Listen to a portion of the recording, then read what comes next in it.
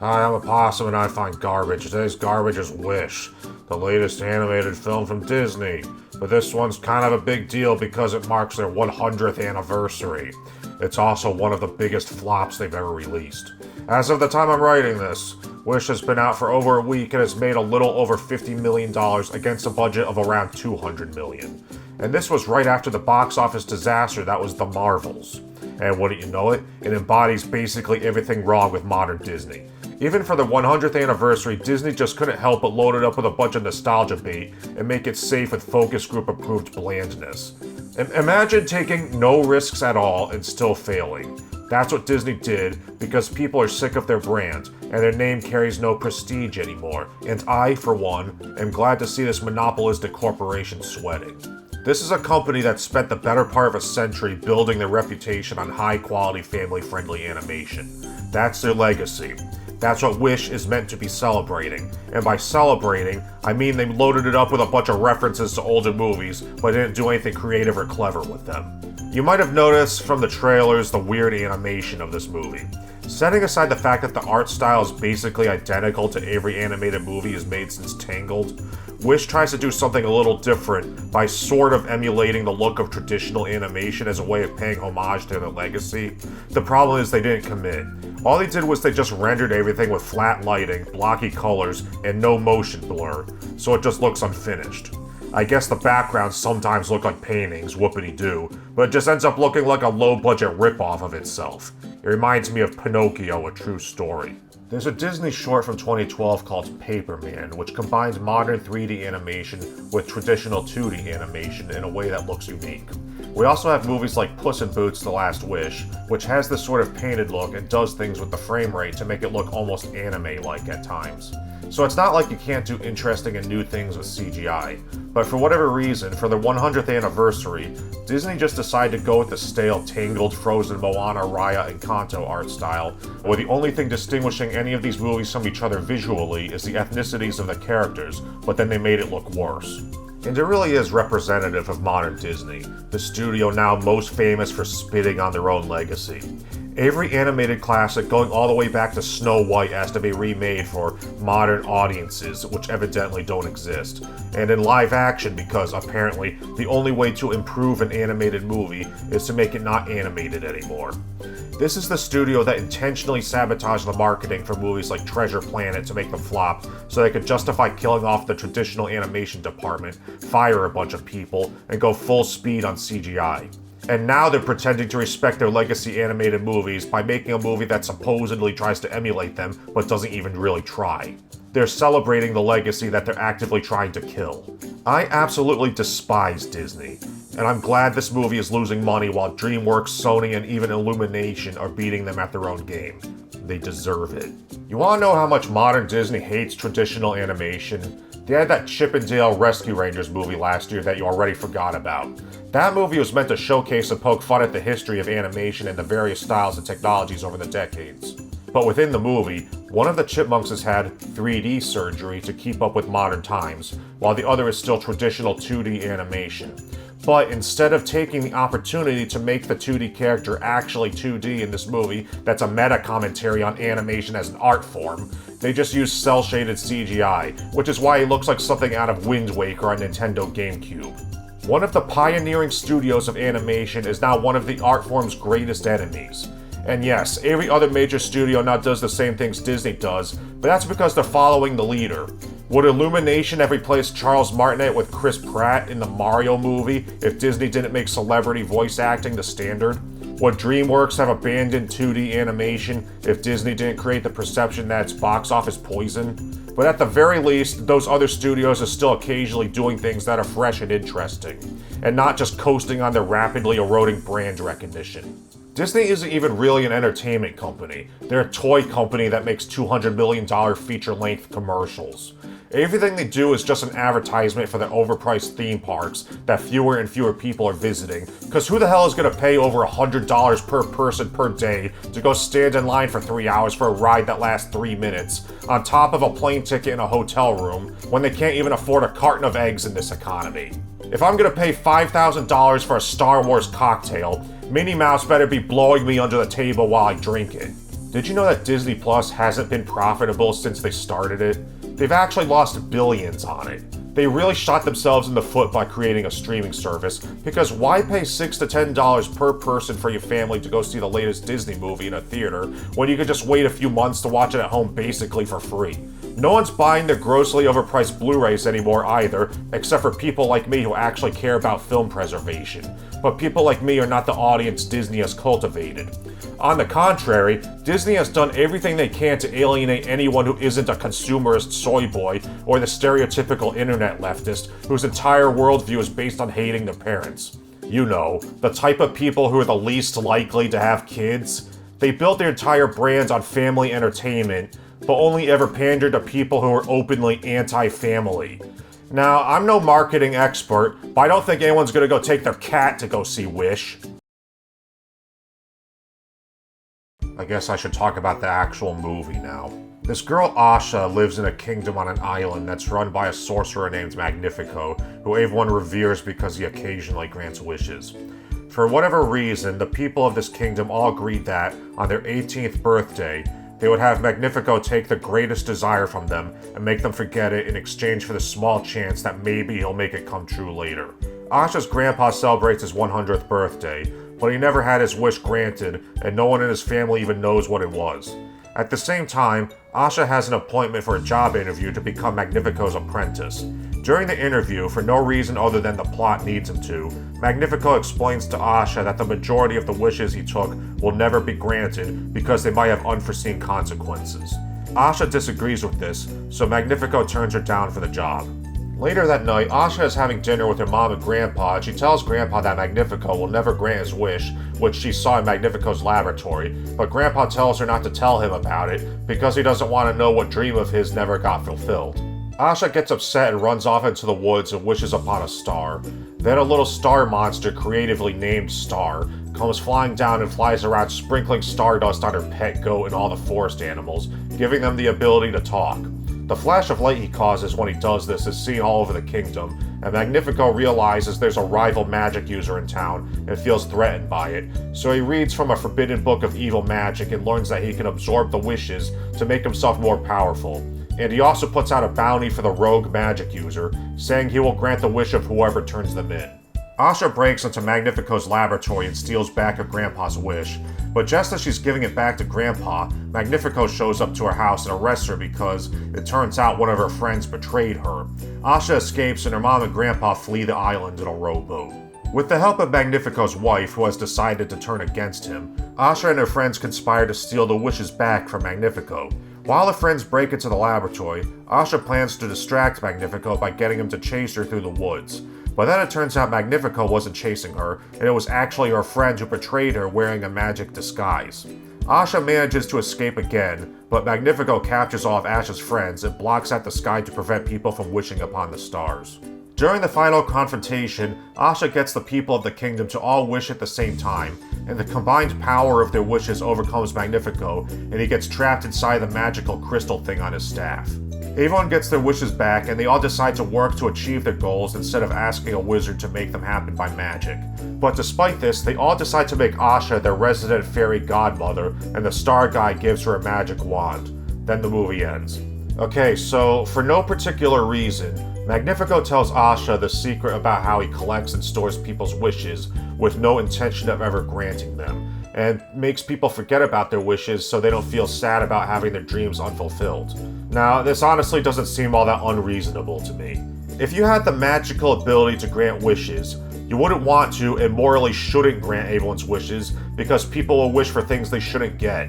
There's always going to be someone wishing for the extermination of some ethnic group, or a bottomless supply of gold which will cause everyone's money to become worthless due to inflation, or superpowers they can use to hurt people and get away with it. Even seemingly harmless wishes like the ability to fly could be used for evil in the wrong hands. Magnifico created this kingdom for the express purpose of protecting people, so it makes sense that he wouldn't want to take risks by indulging the whims of every single person who comes to him. He could have easily explained his reasoning to Asha. They could have had a flashback to a time when someone got their wish and horrible things happened. Have you ever seen Bruce Almighty? That was like the entire plot. But the movie never acknowledges these possibilities and just presents it like everyone's wishes are harmless. Oh, he just wanted to be good at playing the mandolin. Well, he just wants to be a great explorer. He just wants a really big chicken.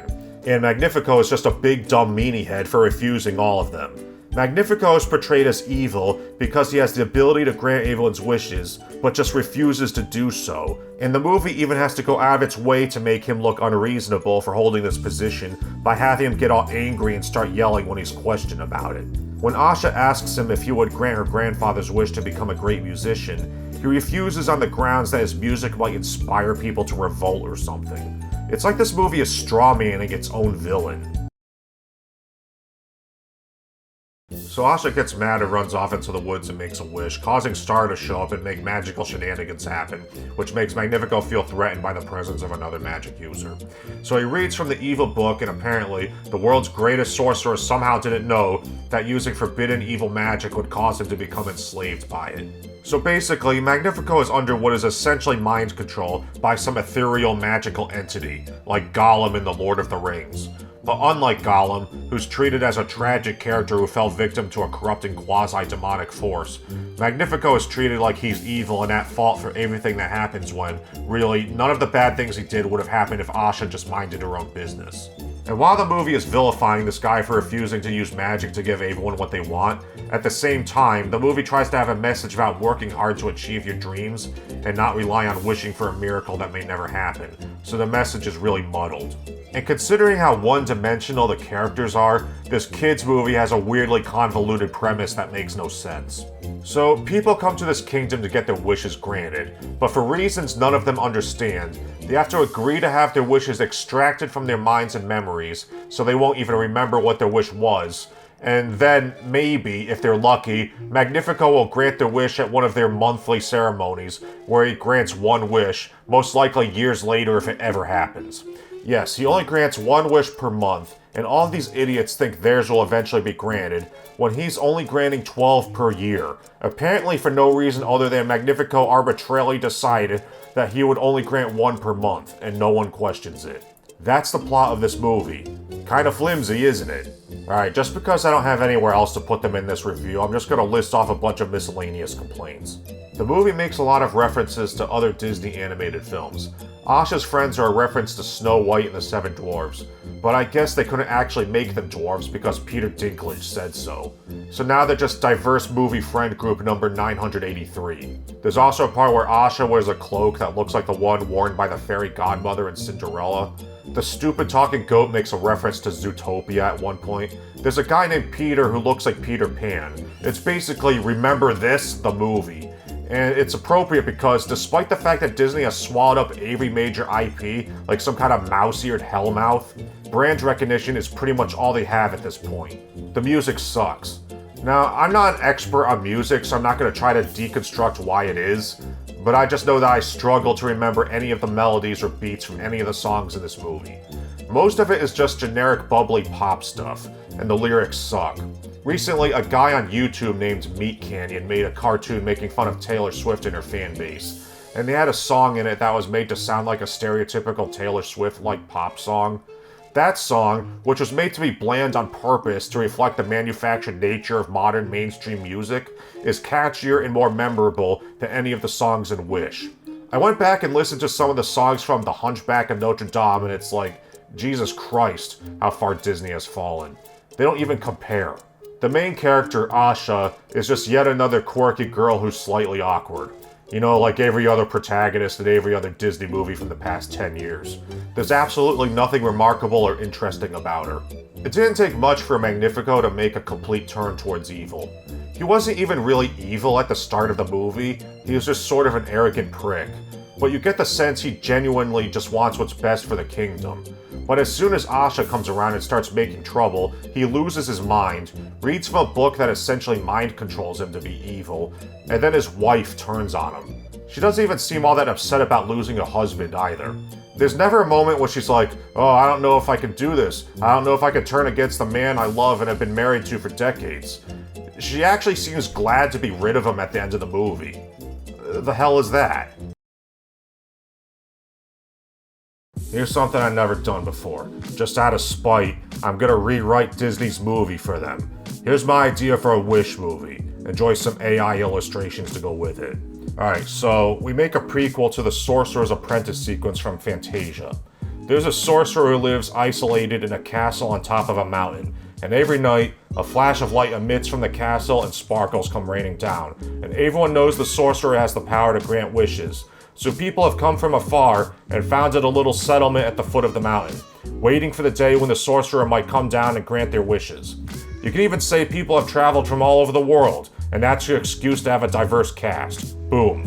So one of these people is our protagonist, Mickey Mouse, an amateur magician, and it's gotta be Mickey because this is the 100th anniversary of Disney and he's the mascot. So Mickey's wish is to become a great magician like the sorcerer on the mountain so he can use his magic to help people. One day, something really bad happens that Mickey is convinced he could have prevented if he was better at magic. So now he really wants to meet the sorcerer. That's your inciting incident. Now, normally, no one could get to the sorcerer's castle because the only safe path up the mountain stops at a ravine, which can only be crossed once a month by a magical bridge made of ice that the sorcerer makes. There's your Frozen reference. See, the sorcerer gets shipments of food and whatever other supplies delivered to him once a month, and that's the only time anyone gets to go to the castle. But even then, no one ever actually sees the sorcerer. The delivery guy just drops off the stuff and leaves, and he has to do it before the ice bridge melts because the sorcerer won't come outside or let him in. So Mickey hides among the packages on the delivery wagon and gets himself brought up to the castle. Mickey looks around for the entrance, but it turns out the castle has no doors. The only way in or out is by magic. The delivery guy finishes unloading the packages and starts to leave, but then Mickey has a run-in with a guardian dragon. You can even make him look like the reluctant dragon, so there's another reference. Mickey tries to scare off the dragon by using magic, but his powers are useless.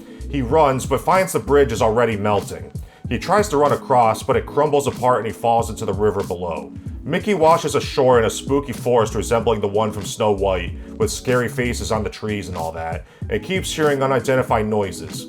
He's cold, afraid, and lost, and the sun's going down. As it gets dark, a mysterious smoke rises up from the cracks in the earth, and there's a foreboding rumbling. But just then, there's a flash from the castle on the cliffs above, and sparkles come raining down, causing the smoke to recede back into the ground. Then the sorcerer appears. He tells Mickey that his dragon told him there was an intruder with novice magic powers who fell into the ravine, so he decided to go rescue him. The sorcerer opens a magic portal and brings Mickey with him into the castle, and he tells Mickey he's looking for an apprentice, and since he's the only other magic user he's seen in decades, he offers him the chance.